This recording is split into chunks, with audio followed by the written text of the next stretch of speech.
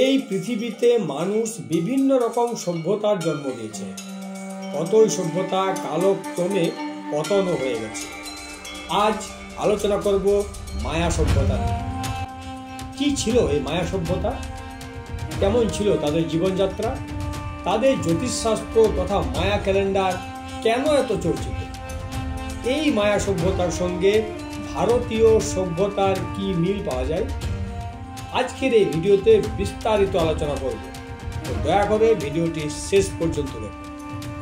মায়া সভ্যতা। মায়া সভ্যতা ছিল মেক্সিকোর এক গুরুত্বপূর্ণ সভ্যতা। মূলত মেক্সিকো, হন্ডুরাস, গুয়েতমালা, বেলিজ, প্রায়দ্বীপ প্রভৃতি বিস্তীর্ণ এলাকা জুড়ে ছিল মায়া সভ্যতা। বৈজ্ঞানিকদের মতামত অনুযায়ী এই সভ্যতা 1500 খ্রিস্টপূর্বাব্দে শুরু হয়েছিল। 900 খ্রিস্টপূর্বাব্দ থেকে 300 খ্রিস্টপূর্বাব্দ পর্যন্ত এই সভ্যতার উন্নতি চরম সীমায় ছিল। 16 শতাব্দীতে এই সভ্যতার পতন পুরোপুরিভাবে হয়ে যায়।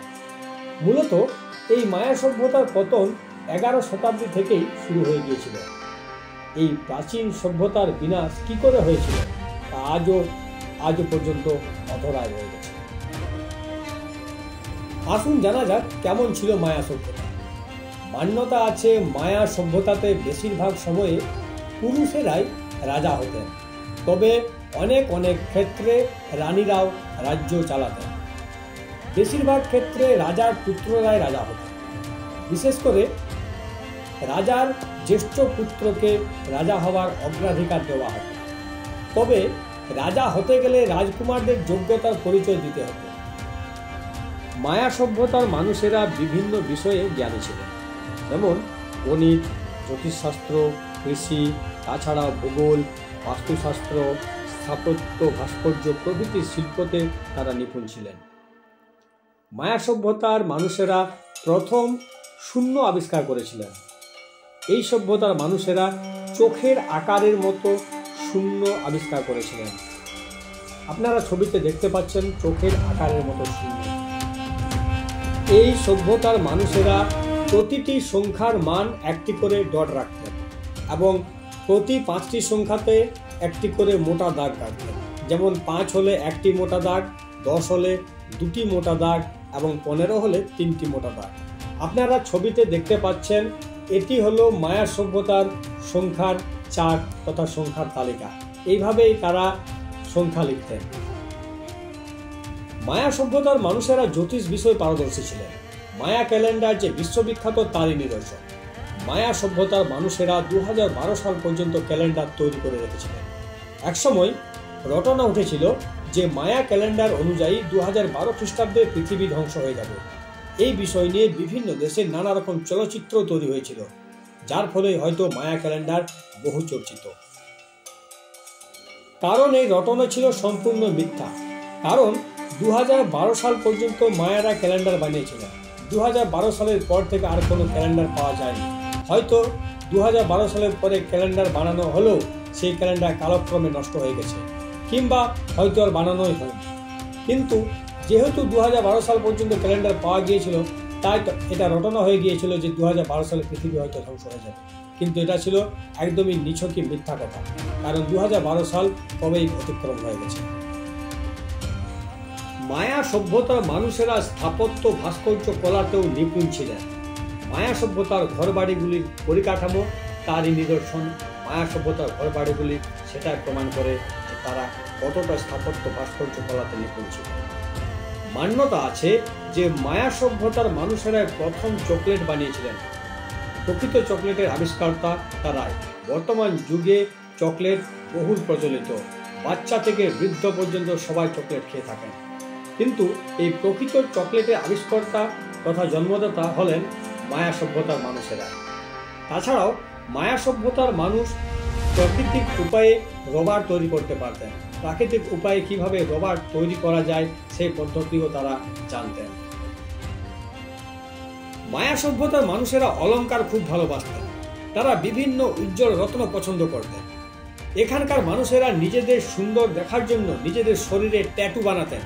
বর্তমান যুগের মানুষেরা যেমন ট্যাটু বানান, তখনকার মায়া সভ্যতার মানুষেরাও নিজেদের সুন্দর দেখার জন্য নিজেদের শরীরে ট্যাটু বানাতেন। তাছাড়া মায়া সভ্যতার মানুষেরা দন্ত চিকিৎসক দ্বারা তাদের দাঁতে ছিদ্র করে সেই ছিদ্রে উজ্জ্বল মূল্যবান রত্ন লাগাতেন নিজেদেরকে ভালো দেখানোর জন্য। তারা দাঁতের উপর খুব গুরুত্ব দিতেন। আসুন এবার জানবো ভারতীয় সভ্যতার সঙ্গে মায়া সভ্যতার কি মিল পাওয়া যায়।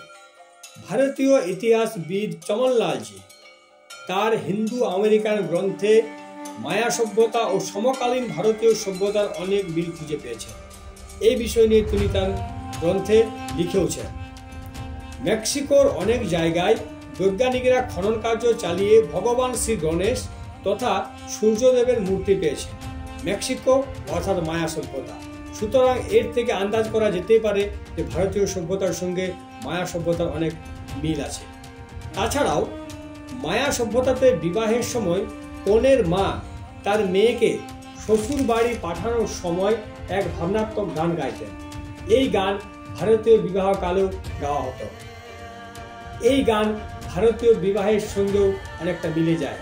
তাই ধারণা করা যেতেই পারে যে মায়া সভ্যতার সঙ্গে ভারতীয় সভ্যতার মিল আছে। মায়া সভ্যতাতে স্বস্তিক চিহ্নের খোঁজ পাওয়া গেছে। স্বস্তিক চিহ্ন, এই স্বস্তিক চিহ্ন মহেঞ্জোদারো তথা হরপ্পা সভ্যতাতেও মাটি খুঁড়ে পাওয়া গিয়েছিল। এই স্বস্তিক চিহ্নকে আজও হিন্দু ধর্মাবলম্বী মানুষরা পুজো করেন। বিভিন্ন মন্দিরের দেওয়ালে তথা হিন্দুদের বাড়ির দেওয়ালে ঠাকুর ঘরে এই স্বস্তিক চিহ্ন আঁকা হয় এবং পুজো করা হয়।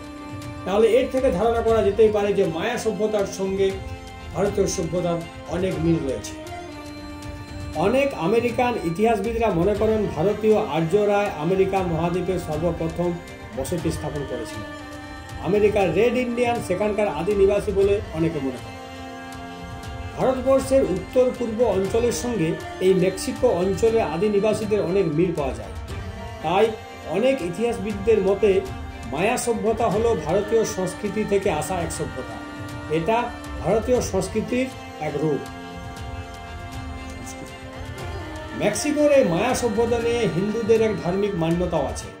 অনেক হিন্দু ধার্মিকদের মত অনুযায়ী মায়া সভ্যতা ছিল অসুররাজ মায়াসুরের রাজত্ব। অসুররাজ মায়াসুরের হাতে গড়া তার রাজত্ব ছিল মায়া সভ্যতা।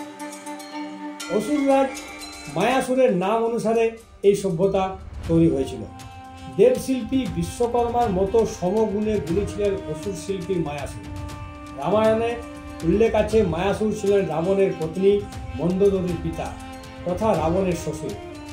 মহাভারতে উল্লেখ আছে পাণ্ডবদের জন্য মহল বানিয়েছিলেন মায়াসুর। জ্যেষ্ঠ পাণ্ডব যুধিষ্ঠির মায়াসুরের তৈরি মহলেই রাজসূয় যজ্ঞ করেছিলেন। আসুন জানবো কিভাবে পতন হয়েছিল মায়া সভ্যতা। মায়া সভ্যতা কিভাবে পতন হয়েছিল এই বিষয় নিয়ে জীববিজ্ঞানের এক রিপোর্ট অনুযায়ী 6 শতাব্দী থেকে 10 শতাব্দী এই সময়কালে ভয়ঙ্কর খরা দেখা গিয়েছিল। এই খরার ফলেই ধ্বংস হয়ে গিয়েছিল মায়া সভ্যতা। আবার আরেক খোঁজকর্তাদের মত অনুযায়ী বেলিজের প্রসিদ্ধ ব্লু হোল অর্থাৎ মায়া সভ্যতার আশেপাশের খনিজ পদার্থ পরীক্ষা করে তারা বলেছেন যে ভয়ঙ্কর খরা শুরু হয়েছিল 900 খ্রিস্টপূর্বাব্দ থেকে 400 খ্রিস্টপূর্বাব্দের মধ্যে কোনো একটা সময়, যার ফলে মায়া সভ্যতা ধ্বংস হয়ে যায়। নমস্কার ভিউয়ার্স, এই ভিডিওটি আজ এই পর্যন্ত। যদি আমার ভিডিও আপনাদের ভালো লেগে থাকে তবে অবশ্যই আমার চ্যানেলটি সাবস্ক্রাইব করে দিন এবং শেয়ার করে দিন এবং কমেন্ট ও লাইক করতে ভুলবেন না। এরকম ভিডিও পেতে চ্যানেলের সঙ্গে থাকুন এবং অনেক অনেক ধন্যবাদ ভিডিও দেখার জন্য। নমস্কার ভিউয়ার্স, নমস্কার।